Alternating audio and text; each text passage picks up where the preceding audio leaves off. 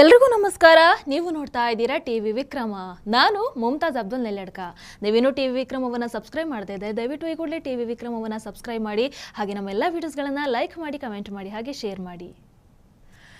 ವೀಕ್ಷಕರೇ, ಮೂಡ ಹಗರಣದ ವಿಚಾರದಲ್ಲಿ ಕಂಪ್ಲೀಟ್ ಆಗಿ ಪ್ಯಾನಿಕ್ ಆಗಿರುವಂತಹ ಸಿದ್ದರಾಮಯ್ಯ ತಪ್ಪಿನ ಮೇಲೆ ತಪ್ಪನ್ನ ಮಾಡಿ ಅಪಾಯದಲ್ಲಿ ಸಿಕ್ಕಾಕೊಳ್ತಾ ಇದ್ದಾರೆ. ಇನ್ನು 3 ದಿನದಲ್ಲಿ ಹೈಕೋರ್ಟ್ ಅಲ್ಲಿ ಮೂಡ ಕೇಸ್ ವಿಚಾರಣೆ ಇದೆ. ಅಂದ್ರೆ ಸಿದ್ದರಾಮಯ್ಯನವರ ವಿರುದ್ಧ ಪ್ರಾಸಿಕ್ಯೂಷನ್ಗೆ ಪರ್ಮಿಷನ್ ಕೊಡಬೇಕು ಕೊಡಬಾರದು ಅನ್ನುವಂತಹ ನಿರ್ಣಯ ಅವತ್ತು ಹೈಕೋರ್ಟ್ ಅಲ್ಲಿ ಹೊರಬರುತ್ತೆ. ಆದರೆ ಈ ಗ್ಯಾಪ್ ಅಲ್ಲಿ ಸಿದ್ದರಾಮಯ್ಯನವರು ತಮ್ಮ ಲೂಸ್ ಸ್ಟಾಕ್ ನಿಂದ ಒಂದಷ್ಟು ಗಾಬರಿ ನಡೆಗಳಿಂದ ತೊಂದರೆಗೆ ಸಿಕ್ಕಾಕೊಳ್ತಾನೇ ಇದ್ದಾರೆ. ಅವರ ಲೈಫ್ ಹೇಗಾಗಿದೆ ಅಂತ ಹೇಳಿದ್ರೆ, ಈ ಬೆಂಗಳೂರಿನ ಗುಂಡಿ ರಸ್ತೆಗಳಲ್ಲಿ ಮಳೆಗಾಲದಲ್ಲಿ 2 ವೀಲರ್ ಓಡಿಸ್ತಾರಲ್ಲ, ಅವರ ಪರಿಸ್ಥಿತಿ ತರ ಆಗಿಬಿಟ್ಟಿದೆ. ಒಂದು ಗುಂಡಿಯಿಂದ ತಪ್ಪಿಸ್ಕೊಂಡ್ರೆ ಇನ್ನೊಂದು ಗುಂಡಿ ಒಳಗೆ ಗಾಡಿ ಎಳೆದು ಬಿಡುತ್ತೆ. ಎಲ್ಲಿ ದಬಾಕೊಳ್ತಾರೆ ಅಂತ ಗೊತ್ತಾಗಲ್ಲ ನೋಡಿ. ಹಾಗೆ ಸಿದ್ದರಾಮಯ್ಯನವರ ಪರಿಸ್ಥಿತಿ ಆಗಿಬಿಟ್ಟಿದೆ. ಈಗ 28ನೇ ತಾರೀಕು ಅಹಿಂದ ಸಂಘಟನೆಗಳು ಪ್ರತಿಭಟನೆಯನ್ನ ಮಾಡ್ತಾ ಇವೆ. ಸಿದ್ದರಾಮಯ್ಯನವರು ರಾಜೀನಾಮೆನ ಕೊಡಬೇಕು ಅಂತ. ಇದನ್ನ ನೋಡ್ತಾ ಇದ್ದ ಹಾಗೇನೆ ಸಿದ್ದರಾಮಯ್ಯನವರು ಏನು ಮಾಡ್ತಾರೆ, ಅಹಿಂದ ಸಮುದಾಯದ ಸ್ವಾಮಿಗಳನ್ನೆಲ್ಲ ಕರ್ಕೊಂಡು ಬಂದು ಬಲ ಪ್ರದರ್ಶನವನ್ನ ಮಾಡ್ತಾರೆ. ಒಂದು ಸಿಂಪಲ್ ವಿಚಾರವನ್ನ ಕೇಳಬಿಡ್ತೀನಿ. ಇಲ್ಲಿ ಜನಗಳ ಶಕ್ತಿ ಜಾಸ್ತಿನಾ, ಸ್ವಾಮೀಜಿಗಳ ಶಕ್ತಿ ಜಾಸ್ತಿನಾ? ಜನರಿಂದ ಮಠಾಧೀಶರ, ಮಠಾಧೀಶರಿಂದ ಜನರ? ಎಸ್, ಸಿದ್ದರಾಮಯ್ಯನವರು ಮಾಡ್ತಾ ಇರುವಂಥದ್ದೆಲ್ಲ ಇಂಥದ್ದೇ ಎಡವಟ್ಟುಗಳು.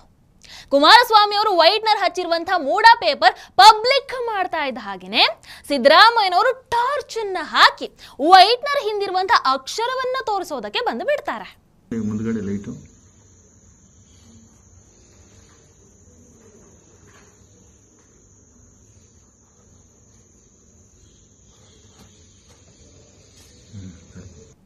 ಬಿಜೆಪಿ ನಾಯಕರು ಸಿದ್ದರಾಮಯ್ಯ ಅವರ ಹಗರಣದ ವಿರುದ್ಧ ಪ್ರತಿಭಟನೆಯನ್ನ ಶುರು ಮಾಡ್ತಾ ಇದ್ದ ಹಾಗೇನೆ ಸೇಡಿಗೆ ಬಿದ್ದು ಬಿಜೆಪಿ ನಾಯಕರ ಮೇಲೆ ದ್ವೇಷದ ರಾಜಕಾರಣವನ್ನು ಶುರು ಮಾಡ್ಕೊಳ್ತಾರೆ.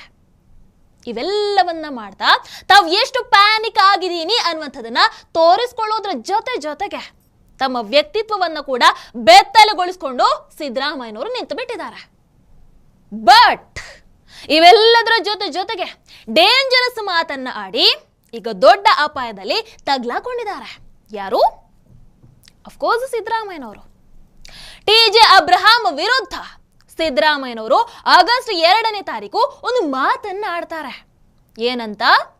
ಟಿ.ಜೆ. ಅಬ್ರಹಾಂ ಒಬ್ಬ ಬ್ಲ್ಯಾಕ್ ಮೇಲರ್. ಅವನ ಮಾತನ್ನ ಕೇಳಿ ರಾಜ್ಯಪಾಲರು ನನಗೆ ನೋಟಿಸ್ ಅನ್ನ ಕೊಟ್ಟಿದ್ದಾರೆ ಅಂತ. ಸೋಕಾಸ್ ನೋಟಿಸ್ ಕೊಟ್ಟಿದ್ರಲ್ಲ, ಅದನ್ನು ಇಟ್ಕೊಂಡು ಚರ್ಚೆ ಮಾಡಿದ್ದಾರೆ. ಸುದೀರ್ಘವಾಗಿ ಚರ್ಚೆ ಮಾಡಿ ಅದು ಕಾನೂನು ಬಾಹಿರ ನೋಟಿಸ್ ಕೊಟ್ಟಿರ್ತಕ್ಕಂಥದ್ದು. ಅದಕ್ಕೋಸ್ಕರ ಆ ನೋಟಿಸನ್ನು ವಿಡ್ರಾ ಮಾಡಬೇಕು. ಮತ್ತು ಅಬ್ರಾಮ್ ಒಬ್ಬ ಅವನ ಆಂಟಿಜೆಂಟ್ಸ್ ನೋಡಿದಾಗ ಅವನೊಬ್ಬ ಬ್ಲ್ಯಾಕ್ ಮೇಲರು.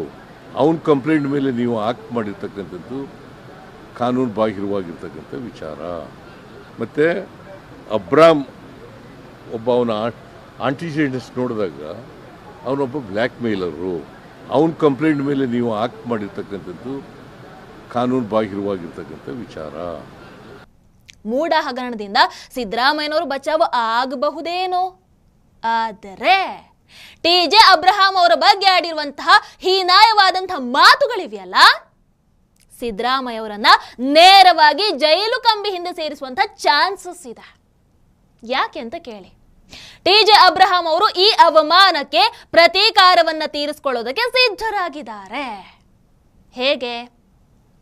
ಕ್ರಿಮಿನಲ್ ಡಿಫೆಮೇಷನ್ ಅಂದ್ರೆ ಮಾನನಷ್ಟ ಮೊಕದ್ದಮೆಯನ್ನ ಹೂಡೋದಕ್ಕೆ ಅವರು ಸಜ್ಜಾಗಿದ್ದಾರೆ. ಇದು ದುಡ್ಡಲ್ಲಿ ಅಳಿಯುವಂತಹ ಮಾನನಷ್ಟ ಮೊಕದ್ದಮೆ ಅಲ್ಲ. ಸಿದ್ದರಾಮಯ್ಯನವರು ಯಾವ ಪ್ರೆಸ್ ಮುಂದೆ, ಯಾವ ಪಬ್ಲಿಕ್ ಮುಂದೆ ಈ ಮಾತನ್ನ ಆಡಿದಾರೋ ಅದೇ ಪ್ರೆಸ್ ಮುಂದೆ, ಅದೇ ಪಬ್ಲಿಕ್ ಮುಂದೆ ತಾವು ಹೇಳಿರುವಂಥದ್ದು ತಪ್ಪಾಯಿತು. ಟಿ.ಜೆ. ಅಬ್ರಹಾಂ ಬಗ್ಗೆ ಲಘುವಾಗಿ ಮಾತನಾಡಿರುವಂಥದ್ದಕ್ಕೆ, ಮಾನಹಾನಿ ಹೇಳಿಕೆಯನ್ನು ಕೊಟ್ಟಿರುವಂಥದ್ದಕ್ಕೆ ನಾನು ಬೇಷರತ್ ಕ್ಷಮೆಯನ್ನ ಯಾಚಿಸ್ತೀನಿ. ನನ್ನ ಮಾತನ್ನ ನಾನು ವಾಪಸ್ ತಗೊಳ್ತೀನಿ ಅಂತ ಹೇಳಿ ಅವರು ತಪ್ಪನ್ನ ಒಪ್ಪಿಕೊಳ್ಬೇಕು. ಆಗ ಮಾತ್ರ ಈ ಕೇಸಿಂದ ಅವರು ಬಚಾವು ಆಗಬಹುದು. ಇಲ್ಲಾಂದ್ರೆ ದಂಡವನ್ನ ಕಟ್ಟೋದ್ರಿಂದ ಸರಿ ಹೋಗುವಂತ ಕೇಸ್ ಅಲ್ಲ ಇದು. ಕ್ರಿಮಿನಲ್ ಡಿಫಮೇಷನ್ ಕೇಸ್ನಲ್ಲಿ ಅವರು ಸೋತರೆ, ಯಾರು? ಸಿದ್ದರಾಮಯ್ಯನವರು ಸೋತರೆ ಸೀದಾ ಜೈಲೇ ಗತೆ. ವೀಕ್ಷಕರೇ, ಟಿ.ಜೆ. ಅಬ್ರಹಾಂ ಒಬ್ಬ ಪ್ರತಿಷ್ಠಿತ ವ್ಯಕ್ತಿ, ಒಬ್ಬ ಉದ್ಯಮಿ, ಸಾಮಾಜಿಕ ಕಾರ್ಯಕರ್ತ, ಆರ್ಟಿಐ ಕಾರ್ಯಕರ್ತ, ಭ್ರಷ್ಟಾಚಾರದ ವಿರುದ್ಧ ಸಮರವನ್ನ ಸಾರಿರುವಂತಹ ಒಬ್ಬ ಜವಾಬ್ದಾರಿಯುತ ಪ್ರಜೆ. ಇವರು ಒಂದು ಪಕ್ಷದ ಪರವಾಗಿ ಅಥವಾ ಇನ್ನೊಂದು ಪಕ್ಷದ ವಿರುದ್ಧವಾಗಿ ಕೆಲಸವನ್ನ ಮಾಡುವುದಕ್ಕೋಸ್ಕರ ಇರುವಂತಹ ಬಾಡಿಗೆ ಕಾರ್ಯಕರ್ತ ಅಲ್ಲ, ಅಥವಾ ಹಣಕ್ಕೋಸ್ಕರ ಆರ್ಟಿಐ ಹಾಕುವಂತಹ ವ್ಯಕ್ತಿ ಕೂಡ ಅಲ್ಲ ಅವರು. ಟಿ.ಜೆ. ಅಬ್ರಹಾಂ ಅವರ ಹೋರಾಟಗಳಿಗೆ ಸುಮಾರು 30 ವರ್ಷಗಳ ಇತಿಹಾಸ ಇದೆ. ಮಾಹಿತಿ ಹಕ್ಕು ಕಾಯ್ದೆಯನ್ನ ಅತ್ಯಂತ ಸಶಕ್ತವಾಗಿ ಬಳಸಿ ನಮ್ಮ ರಾಜ್ಯದಲ್ಲಿ ಘಟಾನುಘಟಿ ನಾಯಕರನ್ನೇ ಗಡಗಡ ನಡುಗಿಸಿದ್ದಾರೆ.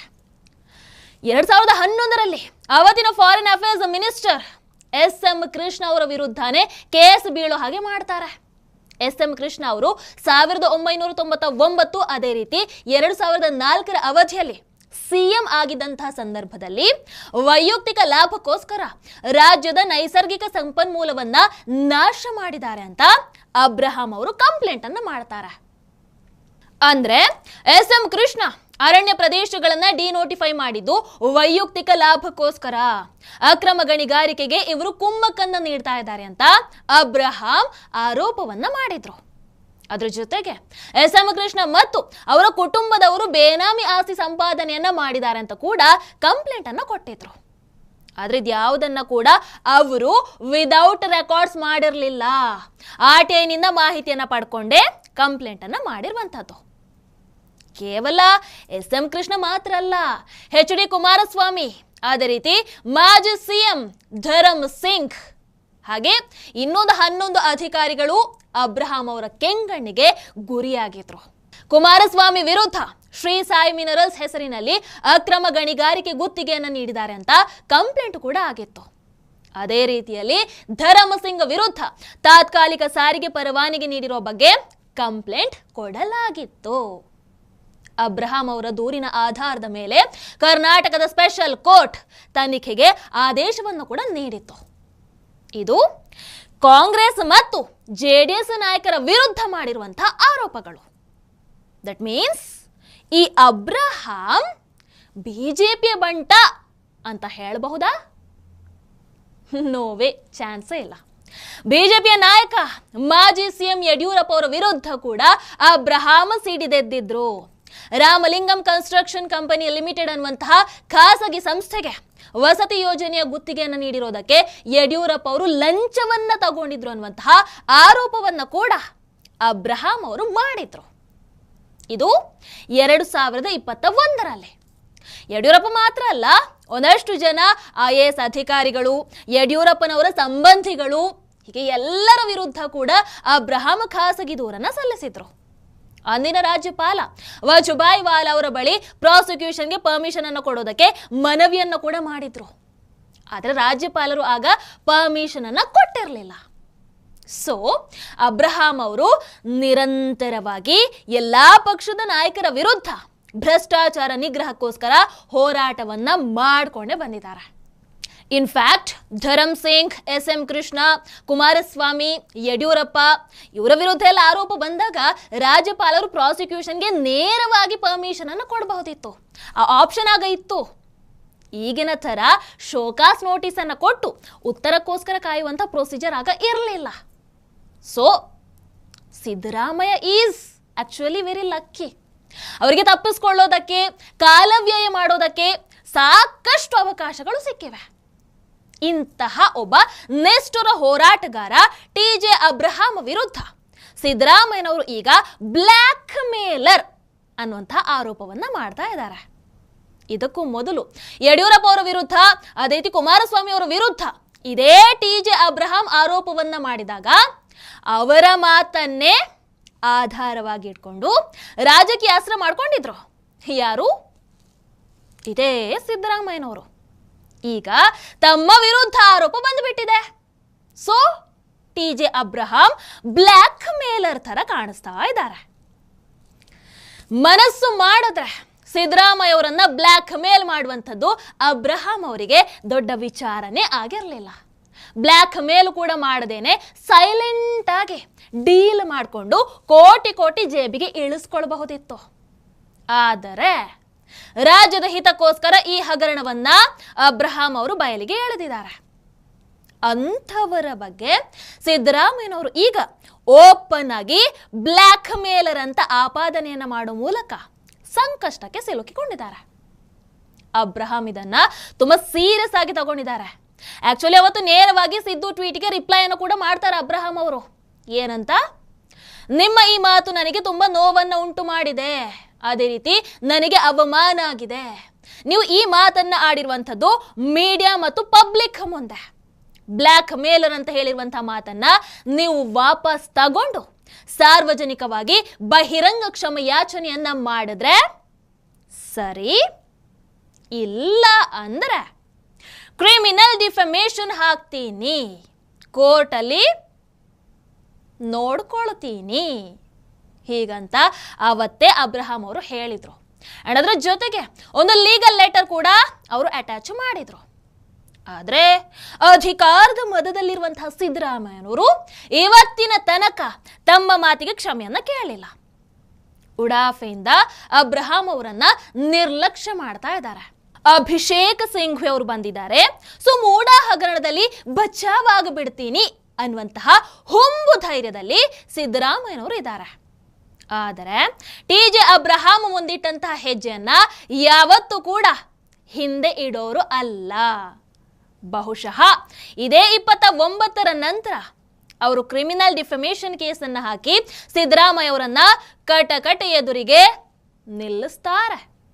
ತಪ್ಪು ಒಪ್ಪಿ ಕ್ಷಮೆಯನ್ನ ಕೇಳಿದ್ರೆ ಬಚಾವ್, ಇಲ್ಲ ಅಂದ್ರೆ ಮೂಡಾ ಕೇಸಲ್ಲಿ ಬಚಾವಾದ್ರು ಈ ಕೇಸಲ್ಲಿ ಜೈಲನ್ನ ನೋಡ್ಬೇಕಾಗತ್ತೆ.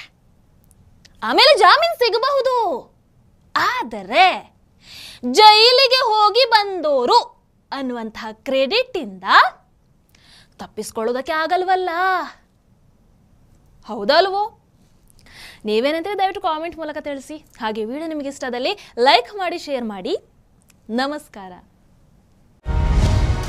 ಟಿವಿ ವಿಕ್ರಮ, ದೇಶ ನಿಮ್ಮ ಕೈಯಲ್ಲಿ.